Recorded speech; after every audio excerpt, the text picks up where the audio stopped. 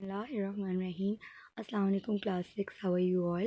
I hope you all are fine and doing great class. In English, we are going to do tenses today. बेटा हम already जो tenses हैं जो कि 3 types के होते हैं हमारे पास, present, past and future. Past and present तो हमारे डन हैं. अब हम करने जा रहे हैं फ्यूचर टेंस. फ्यूचर की आज हम आपको चारों टेंसेस करवाएंगे. फर्स्ट जो वीडियो होगी उसमें हम फर्स्ट पार्ट में हम फ्यूचर इंडेफिनिट और फ्यूचर कंटिन्यूस को कवर करेंगे और नेक्स्ट पार्ट में हम जो इसके रिमेनिंग 2 होंगे पार्ट्स वो उनको कवर करेंगे, फ्यूचर परफेक्ट और future perfect continuous tense. So let's start with our first future indefinite tense. बेटा सबसे पहले आपको ये चीज़ देखनी होती है कि जो सेंटेंस आपको दिया गया है उसकी उर्दू में पहचान क्या है. आपको सबसे पहले तो ये गेस करना है कि वो टेंस कौन सा है, प्रेजेंट, पास्ट या फ्यूचर. फिर उसकी डिफरेंट आगे से हालतें होती हैं वो चेक करनी होती हैं आपने कि वो इंडेफिनिट से बिलोंग करता है, कंटिन्यूस से बिलोंग करता है. तो उसकी पहचान अगर आपको मालूम हो तो आप कर सकते हो. तो पहले तो आप उर्दू में पहचान सीखें.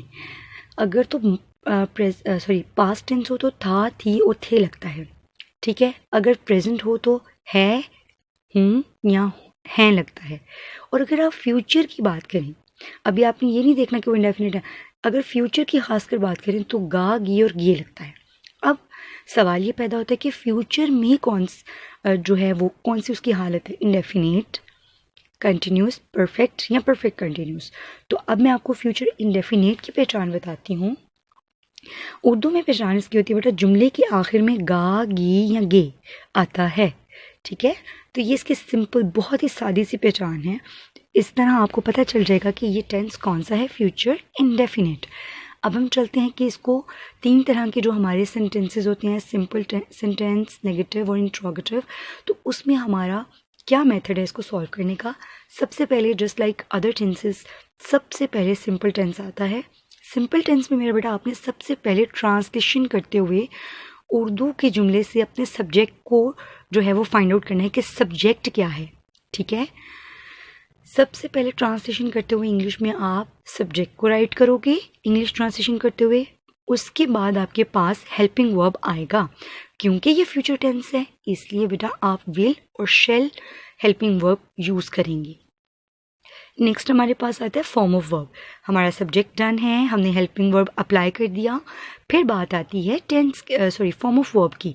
तो बेटा form of verb future indefinite tense में first form of verb use होती है, ठीक है. पास्ट इंडेफिनिट हो तो सेकंड फॉर्म यूज़ होती है, प्रेजेंट इंडेफिनिट हो तब भी फर्स्ट फॉर्म होती है, फ्यूचर इंडेफिनिट हो तब भी फर्स्ट फॉर्म होती है, ठीक है. इस तरह आपके जो प्रीवियस हैं वो भी रिवाइज हो जाएंगे. तो बेटा यहाँ पर आपके पास फर्स्ट फॉर्म ऑफ वर्ब आएगी प्लस.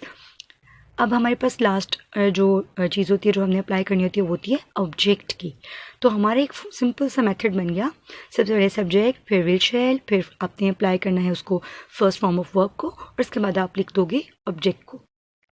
अगर हमने फ्यूचर इंडेफिनिट का ही सेंटेंस हो, गा, गी, गे ही लिखा हो, लेकिन उसमें नहीं का इस्तेमाल आ जाए तो वो जुमला नेगेटिव हो जाएगा. अब उसमें हम किस तरह से करेंगे, सब्जेक्ट एज इट इज़ आएगा बेटा, विल शेल भी ऐसे आएगा, सिर्फ आपने हेल्पिंग वर्ब के साथ नॉट का एडिशन करना है, बाकी स्ट्रक्चर सेम रहेगा. अब हम चलते हैं इंट्रोगेटिव की तरफ. तो बेटा इंट्रोगेटिव में ऐसा क्या करना होगा कि हमें सबसे पहले जस्ट लाइक अदर टेंसेस जैसे प्रेजेंट या कोई पास्ट का होता है तो उसमें हमें हेल्पिंग वर्ब को सेंटेंस के स्टार्ट में लाना होता है. इसका हेल्पिंग वर्ब क्या है, विल और शेल. तो मेरा बेटा ये सेंटेंस के स्टार्ट में आ जाएगा, बिगिनिंग में आ जाएगा. आप सेंटेंस शुरू ही किससे करोगे, विल या शेल से, according to the type of pronoun. Will use होना हो तो शेल यूज़ होना, ये हम आपको बाद में बताते हैं. ओके बेटा, यहाँ तक आपको पता चल गया. सबसे पहले आपने हेल्पिंग वर्ब का यूज़ करना है. उसके बाद आपने विल शेल अप्लाई कर दिया, सब्जेक्ट की ट्रांसलेशन करेंगे आप. उसके बाद first form of verb, then आप ऑब्जेक्ट. लेकिन लास्ट पे अगर आपने क्वेश्चन मार्क नहीं लगाया तो बेटा it gives a bad impression. It means कि आपको इनके ऊपर इन सेंटेंसेस पर कमांड नहीं है. तो बेटा ज़रूर जो है वो क्वेश्चन मार्क जो है वो यूज़ किया जाता है इन सेंटेंसेस में.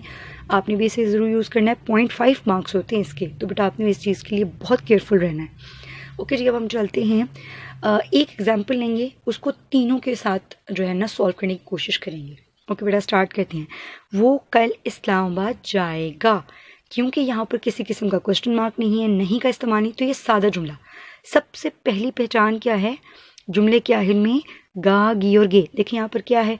गा, तो वो कल इस्लामाबाद जाएगा। अब हमें सबसे पहले ट्रांसलेट करते हुए अपने सब्जेक्ट को फाइंड आउट करना है, क्योंकि यहाँ पर सिंगल पर्सन का जिक्र हो रहा है और वो लिखा हुआ है, तो आप करोगे मेल को रिप्रेजेंट कर रहा है ये, तो आप लिखोगे ही।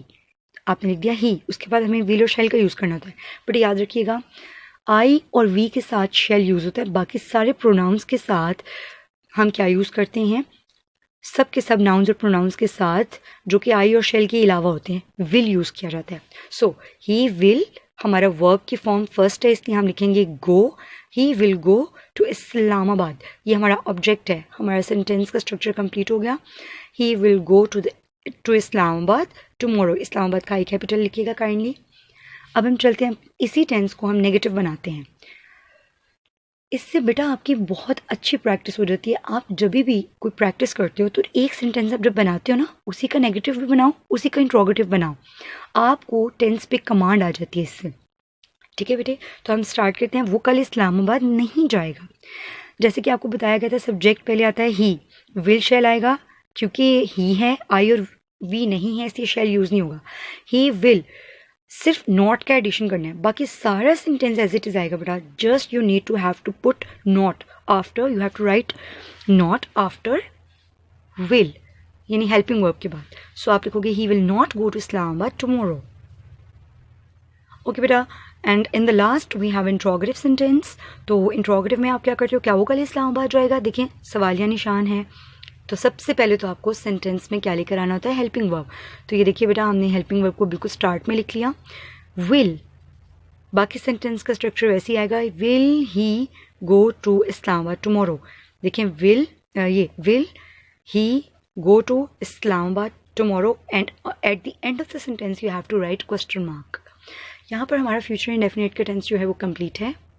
बेटे आपकी नोट्स में फ्यूचर इंडेफिनिट के कुछ सेंटेंसेस दिए हैं, आपने उनको ज़रूर इसी जो है वो फॉर्मूलाज मेथड की हेल्प से उनको सॉल्व करना है और उनको बहुत अच्छे से लर्न करना है। अब हम चलते हैं फ्यूचर कंटिन्यूस की तरफ।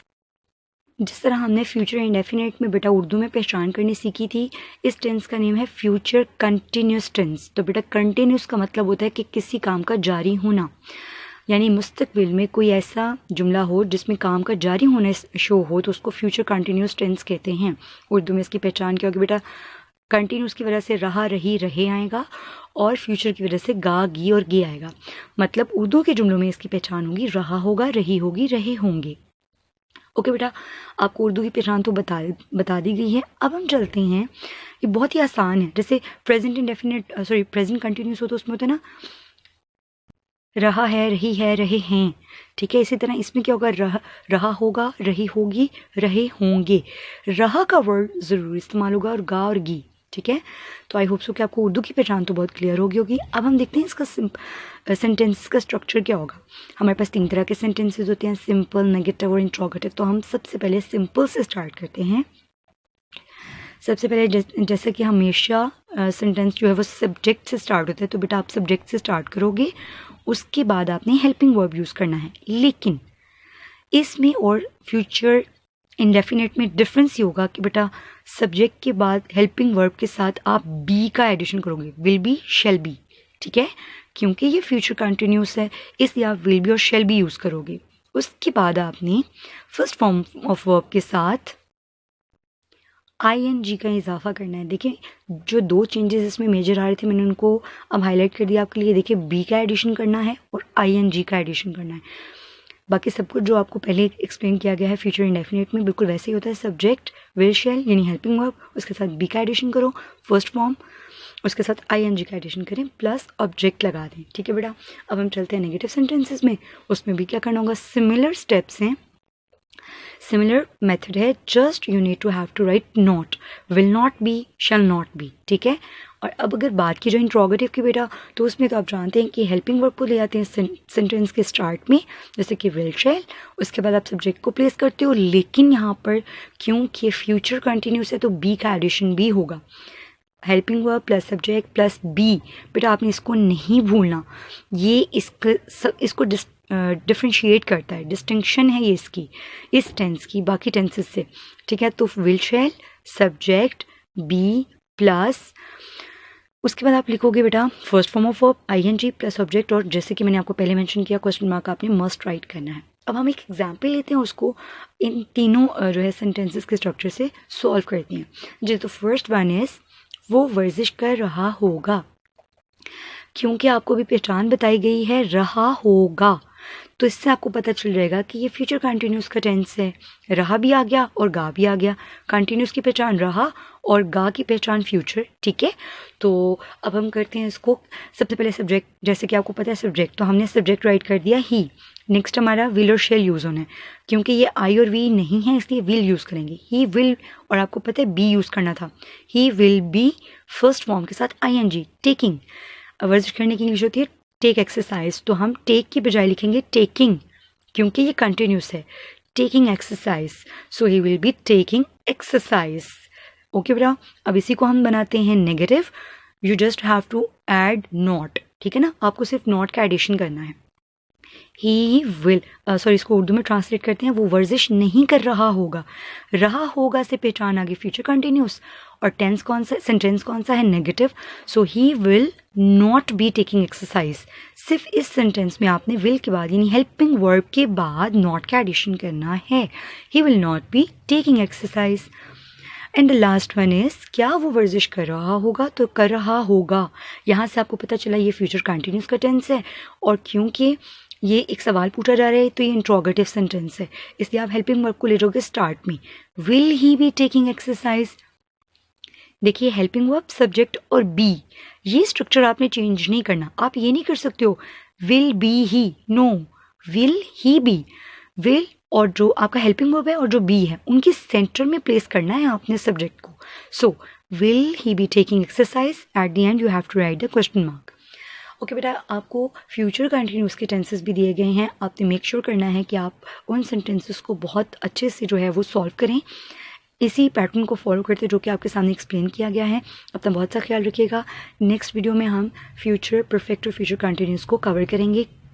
Till then keep on doing hard work, stay blessed, अल्लाह हाफिज़।